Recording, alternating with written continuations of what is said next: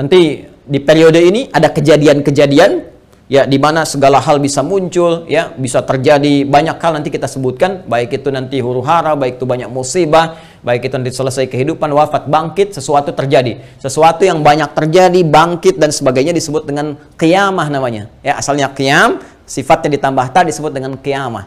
Karena itu nanti peristiwanya disebut dengan yaumul qiyamah. Berakhir nih waktunya, selesai sehingga terjadi kiamat yang dimaksudkan.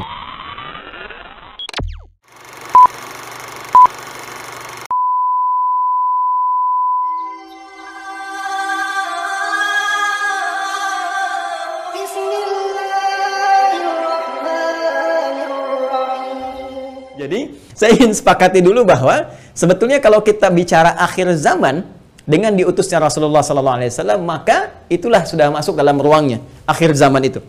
Ya, cuma kita belum katakan berakhirnya zaman, kita baru katakan akhir zaman. Ya, artinya apa? Kita berada di penghujung kehidupan dunia, ya, dan akan dekat ke akhir kehidupannya, artinya selesai di dunia ini, karena dengan risalah selesai, maka tinggal umat menjalani sampai batas yang Allah tentukan. Ya, batas waktu yang telah Allah tetapkan, kalau menunjuk kepada waktu spesifiknya, detiknya, menitnya, sampai jamnya, disebut dengan sa'ah namanya, as-sa'ah. Ya. Nanti di periode ini ada kejadian-kejadian ya di mana segala hal bisa muncul, ya bisa terjadi banyak hal nanti kita sebutkan, baik itu nanti huru-hara, baik itu banyak musibah, baik itu nanti selesai kehidupan, wafat, bangkit, sesuatu terjadi, sesuatu yang banyak terjadi, bangkit dan sebagainya disebut dengan qiyamah namanya. Ya asalnya qiyam, sifatnya ditambah ta disebut dengan qiyamah. Karena itu nanti peristiwanya disebut dengan yaumul qiyamah. Yaumul qiyamah. Ya. Nanti ada surah Al-Qiyamah, surah ke-75, gitu kan? La uqsimu biyaumil qiyamah. Ini peristiwanya. Tapi kalau kita ingin menunjuk kepada waktunya spesifik, ya, berakhir nih waktunya, selesai sehingga terjadi kiamat yang dimaksudkan. Kita serap ke dalam bahasa Indonesia menjadi kiamat. Ya. Berakhir waktunya disebut dengan sa'ah. Sa'ah menunjuk kepada, kalau sekarang dalam bahasa Arab standar sekarang sa'ah disebut jam. Ya, jam ada detiknya, kan sa'alan. Jam berapa sekarang? Ya, sampai ke detiknya, sampai ke menitnya dan seterusnya, itu menunjuk kepada waktu ini disebut dengan sa'ah. Ya, karena itu teman-teman sekalian, ketika Allah menegaskan kapan terjadi tepatnya terjadi kiamat ini, menunjuk pada waktunya, itu hanya milik Allah Subhanahu wa taala, prerogatifnya. Ya, karena itu di Quran surah ke-31 Luqman, di ayat ke-34, ayat terakhir, hal pertama dari 5 hal yang menjadi hak prerogatif Allah, kalimatnya langsung menggunakan kata sa'ah. Innallaha 'indahu 'ilmus sa'ah. Ini. Kalimatnya menggunakan apa? Sa'ah. Ya, di hadis Muslim, nomor hadis yang ke-8, disebut dengan hadis Jibril, ya, alaihissalam, ketika beliau bertanya mengonfirmasi kepada Rasulullah, ya, Sayyidina Muhammad sallallahu alaihi wasallam, bertanya tentang kapan tepatnya terjadi kiamat. Maka kalimat terakhirnya ketika bertanya tentang iman, Islam, ihsan, mata sa'ah. Mata sa'ah, kapan tepatnya terjadi kiamat? Nabi menjawab, mal mas'ulu anha bi'alama minas sa'il. Kenapa penting saya sebutkan ini?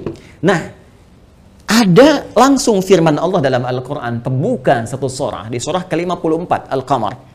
Ya, Al-Qamar. Dalam pandangan Allah, Allah menyebutkan bahwa ketika Rasulullah diutus sebagai Rasul di akhir zaman, artinya zaman ini terakhir dalam kehidupan, nggak ada nanti umat yang baru lagi, nggak ada Rasul diutus lagi dan sebagainya. Itu sudah Allah mendeklarasikan satu pembuka kalimat dalam firman yang sangat singkat tapi tajam sekali. Iqtarabatis sa'ah. Iqtarabatis sa'atu wansyaqqal qamar. Quran surah ke-54 ayat yang pertama. Jadi Allah sudah menyampaikan sejak Nabi SAW diutus kurang lebih 15 abad yang lalu, kan? Allah menyampaikan iqtarabatis sa'ah. Ya, masa itu sudah dekat. Ya, jadi sejak diutusnya Nabi, Allah sudah mendeklarasikan, sudah menyampaikan, ya, menginformasikan pada seluruh hambanya bahwa ini kejadian ini sudah dekat. Ya, dengan diutusnya Rasulullah, bahwa zamannya akan berakhir. Cuma dekatnya dalam konteks firman Allah dengan pandangan kita tentu sangat berbeda. Ya, karena dimensinya tidak serupa, sifat-sifatnya jauh berbeda, kan? Maka demikian pula memahami firman Allah tidak menggunakan pendekatan akal manusia. Jangan kita katakan dekat dengan ukuran kita, tidak. Lihat ukuran Allah. Ya, di mana ukuran Allah? Lihat surah Al-Ma'arij misalnya, ayat yang ke-6. Innahum yarawnahu ba'ida wa narahu qariba. Ya, mereka melihatnya masih panjang, kami melihatnya dekat. Kenapa? Karena ukuran waktu di sisi Allah, ya, itu sudah nggak pakai ukuran standar manusia lagi. Beda dimensinya. Ya, kita keluar dari wilayah kita saya di Indonesia dengan Malaysia sudah beda 1 jam. Ya, kita bisa ke Amerika, ke Kanada, itu sudah beda terbalik. Bisa di sini siang, sana malam. Ya, baik. Jadi apalagi kita ukur dengan konteks kehidupan akhirat. Ya, ya, ketika Allah berfirman dengan kita di sini, ya, antara kehidupan di luar bumi, di langit saja misalnya, itu yang sudah tidak ada gravitasi lagi, sudah gravitasi 0, itu perbedaan waktunya sudah berbeda jauh. Makanya ketika Al-Quran menginformasikan fi yaumin kana miqdaruhu alfa sanatin mimma ta'udun, ya, ada 1 tahun bisa beda 1000 tahun. Dalam konteks orang dihukum di neraka bisa seharinya serasa 50.000 tahun, sehari bisa 1000 tahun. Artinya kalau Allah katakan misalnya 7 hari, berarti masih 7.000 tahun, ya. Ya, 2 hari berarti masih 2.000 tahun dalam konteks terkecilnya, dalam pandangan kita. Tapi kita tidak tahu kapan itu terjadi. Secara singkat, Allah sudah mengatakan bahwa sejak Rasulullah SAW diutus, ini keadaan sudah akhir zaman. Ya kan? 1. Dan sudah mendekat kepada kiamat. Cuma dekatnya itu kapan waktunya, kita tidak tahu. Dalam pandangan Allah dekat, dalam pandangan kita ngitung dari masa Nabi ke sini masih 15 abad, belum kiamat juga, ya kan? Sekarang belum kiamat juga, makanya jangan tanya tentang waktunya. Ya, yang ditanya persiapan kita apa? Ya, kalau Anda bertanya tentang waktu pada sesuatu yang sudah diatur, kaidah mengatakan sesuatu yang sudah diatur jangan banyak ditanya lagi. Nanti menjadi semakin tidak teratur keadaan Andanya. Ya, matahari terbit dari timur, tenggelam di darat, masih Anda tanya kenapa terbit dari timur? Itu kurang kerjaan. Kurang kerjaan. Ya, kenapa malam gelapnya? Itu kurang kerjaan. Jelas ya? Kenapa? Karena sudah kita mengerti, itu ma'lumun bid-darurah, sudah dipahami, sudah dimengerti. Naluri kita sudah bisa membaca, akal kita sudah mengetahuinya, ditanamkan dalam diri kita. Karena itu, sesuatu yang sudah Allah atur, jangan ikut-ikut mengatur lagi. Ya, Nabi pernah ditanya tentang kiamat, Nabi tanya, bagaimana persiapan kamu kalau terjadi besok? Jangan tanya waktunya. Karena Allah rahasiakan semua itu supaya memberikan getaran pada jiwa kita dan katalis pada diri kita untuk meresponnya dengan semangat beramal dan menyiapkannya. Itu poinnya. Baik, jadi kalau kita sudah pahami ini semua, bahwa kita hadir saat ini, aktivitas kita ada di penghujung zaman, artinya memang kita sudah berada di akhir zaman, tapi kita tidak tahu kapan zaman berakhir. Tapi kita bisa melihat tanda-tanda yang disampaikan Rasulullah SAW di setiap perubahan-perubahan yang terjadi di akhir zaman itu. Perubahan-perubahan inilah yang menjadikan kita mesti menghadapi tantangan-tantangan yang dimaksudkan. Karena setiap era perubahan tadi itu ada tantangannya tersendiri, tahadiyatnya sesuai dengan karakteristik umatnya. Nah, pertanyaannya, apa yang diinformasikan oleh Rasulullah di zaman beliau berupa tantangan-tantangan, sampai perubahan-perubahan setelah masa-masa beliau kemudian wafat, bagaimana prediksi-prediksi yang disampaikan oleh para sahabat, ini yang coba kita uraikan. Dan di antara uraian itu, ada yang teman-teman sebut dengan petaka-petaka. Ada yang kita istilahkan dengan musibah-musibah. Seperti apa musibah yang digambarkan itu di setiap waktu-waktu yang berganti sepeninggal Nabi SAW, itu yang coba kita turunkan. Lalu kita akan mengaji bagaimana Nabi memberikan petunjuk kepada kita dengan izin Allah Subhanahu wa Ta'ala, saking sayangnya kepada kita, supaya setiap umat yang mengalami masa-masa itu lulus menghadapi ujiannya. Itulah rahman Allah Subhanahu wa Ta'ala. Itulah diantara sifat Rasulullah yang disebut dengan rahmatan lil alamin. Saking cintanya kepada seluruh pengikut beliau, umat beliau, maka beliau memohon kepada Allah diberikan petunjuk oleh Allah, begini, setiap era ini nanti akan ada begini. Nanti kamu akan hadapi begini. Begini cara menghadapinya, begini cara menjaganya. Kalau kita lakukan itu dengan baik, maka Allah akan menyelamatkan kita dari keadaan-keadaan yang dimaksudkan dan lulus kita ujian sampai kita menghadap kepada Allah Subhanahu wa Ta'ala. Kehidupan ini sebentar. Ya, sebentar. Jadi kalau kita terlampau banyak mainnya, sayang. Ya, pada akhirnya kan selesai. Karena itu patut kita menata diri dengan baik supaya maksimal kita bisa hadapi. Nah, mari kita turunkan. Kalau sudah paham ini, mohon maaf ya, saya izin hapus dulu. Bismillah. Saya berikan kesimpulan dulu sejenak. Jadi jangan lantas nanti diartikan akhir zaman, kiamat gitu kan. Padahal kita juga sedang di akhir zaman sekarang. Dan Rasulullah diutus Rasul akhir zaman. Sekarang kita ustadznya ustadz akhir zaman gitu kan. Dan kalau ada presiden akhir zaman, menteri akhir zaman, lihat lurah akhir zaman, termasuk juga sekolah-sekolah akhir zaman dan sebagainya. Tapi zaman itu sampai berakhir seperti apa tahapan-tahapannya, bagaimana ujiannya, itu yang kita lihat ya. Di kesimpulan pertama, 1, tentang akhir zaman sudah kita bahas ya, adalah satu era terakhir ya, era terakhir dari umat manusia umat manusia yang beraktivitas, ya kan, di bumi. Ini dia era terakhir dari umat manusia yang beraktivitas di bumi. Jelas ya? Nah, ditandai dengan diutusnya rasul terakhir, yaitu Rasulullah Sayyidina Muhammad sallallahu alaihi wasallam, ya kan? Sallallahu alaihi wasallam. Nah, kemudian karena siap Rasul itu membawa petunjuk, juga diberikan petunjuk berupa hudan terakhir. Nah, itu berupa Al-Quran. Karena Al-Quran pun ketika diturunkan Allah menyebut dengan hudan. Buka Quran surah kedua Al-Baqarah di ayat 185. Syahrul Ramadan alladzi unzila fihi al-Quran hudan linnas. Ya, hudan linnas wa bayyinatin minal huda wal furqan. Baik, sekarang dari sejak diutusnya Rasulullah sudah masuk akhir zaman, bagaimana perjalanan? Nah, kalau kita turunkan dari sini di masa Rasulullah SAW, Rasul ya SAW sampai dengan kita sekarang, ya. Sampai kita sekarang di masa kini kurang lebih ada sekitar 15 abad. Nah, sekarang kita akan bicara tentang bagaimana Rasulullah SAW menyampaikan tentang berita-berita nubuat itu tentang berita besar yang terjadi dibawa oleh utusan. Ya, orang menyampaikan nubuat disebut dengan nabi, pembawa berita besar. Beritanya disebut dengan naba, karena itu ada surah An-Naba. Ya, amma yatasaalun 'anin naba'il 'azim, ya. Nah, ini nanti ada nubuat-nubuat beliau yang disampaikan kepada para sahabatnya, terlacak sampai dengan ke kita tentang peristiwa-peristiwa yang terjadi di masa-masa sampai mendekat kepada waktunya berakhir, as-sa'ah, ya, as-sa'ah. Ya. Ini karena akhir di sini akhir selesai gitu, nggak bisa ditulis lagi, dan karena kita di sini ya dekat ya, tapi kan nggak tahu masanya kapan. Jadi kurang lebih ginilah ya, supaya agak ngeles sedikit bahwa papan tulisnya udah nggak cukup. Jadi gini ya, teman-teman sekalian, saya turunkan ke sini.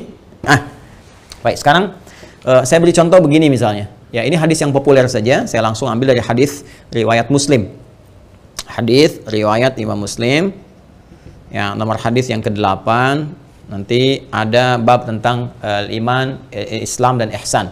Ya, dikenal juga dengan hadis Jibril dan banyak dikutip oleh para ulama, termasuk juga Al-Imam An-Nawawi dalam Al-Arba'in. Dari 42 hadis beliau mengutip ini, teman-teman sekalian, di hadis yang kedua setelah innamal a'malu binniyat, masuk hadis ini. Ya, an Abi Hafs Umar bin Khattab radhiyallahu taala anhu, qala bainama nahnu julusun 'inda Rasulillah sallallahu alaihi wasallam, ittala 'alaina rajulun shadidu bayadit thiyabi, shadidus sawadis sa'ari, la yura 'alaihi atharus safari. Nah, kemudian setelah itu dia datang kepada Nabi sallallahu alaihi wasallam, fajalasa ila Nabi sallallahu alaihi wasallam, fasnada rukbatayhi wa wada'a kaffayhi ala fakhidhihi, faqala ya Muhammadun akhbirni 'anil Islam, dijawab oleh Nabi, akhbirni 'anil iman, dijawab oleh Nabi, akhbirni 'anil ihsan, dijawab oleh Nabi, terakhir kemudian mata sa'ah. Ya, bertanya tentang tanda-tanda as-sa'ah. Kapan ini ya terjadi tepatnya kiamat? Nabi menjawab, mal mas'ulu anha bi'alami min as-sa'il. Ya, tidaklah yang ditanya lebih tahu daripada siapa yang bertanya. Ya, tidaklah yang ditanya lebih tahu daripada yang bertanya.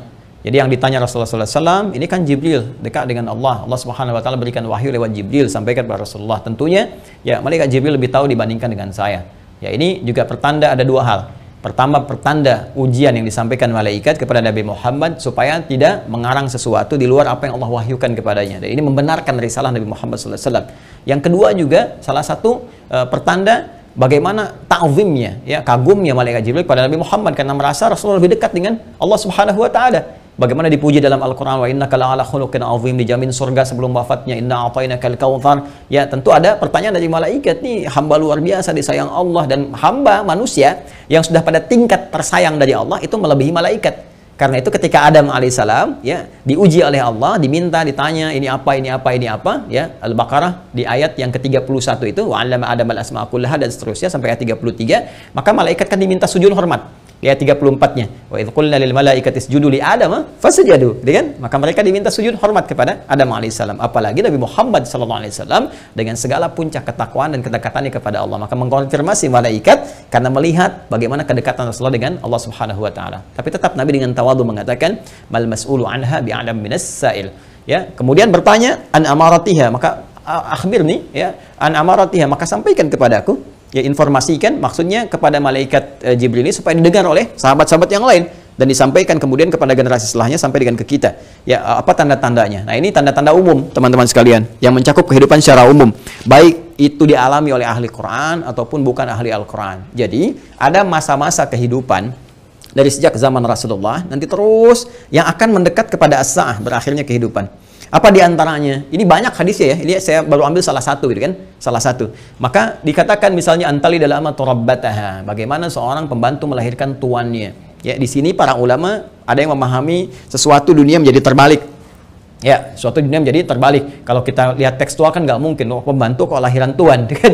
Nggak mungkin. Tapi ada yang mengartikan banyak hal. Ya, keadaan menjadi terbalik. Ya. Misalnya, mohon maaf ya, kan biasanya tuan yang mengatur pembantu, sekarang pembantu ngatur tuan. Ya, jadi nanti ditafsir dengan hadis-hadis lain, ketika yang benar disalahkan, yang salah dibenarkan. Kemudian pembantu melahirkan tuan, ada yang mengartikan dengan perzinahan, ya selingkuh antara pembantu dengan tuan, dengan majikannya dan sebagainya, atau majikan memanfaatkan tuan dan sebagainya. Ya, ada kalimat-kalimat seperti itu. Wa antaral khufata rawatal alata. Ya, kemudian Anda bisa melihat kata Nabi sallallahu alaihi wasallam bagaimana pada masa itu orang-orang Badui yang ya dari jauh dari pedesaan tiba-tiba mendapatkan sesuatu yang luar biasa sampai ya tatawaluna fil bunyan, lomba mendirikan bangunan.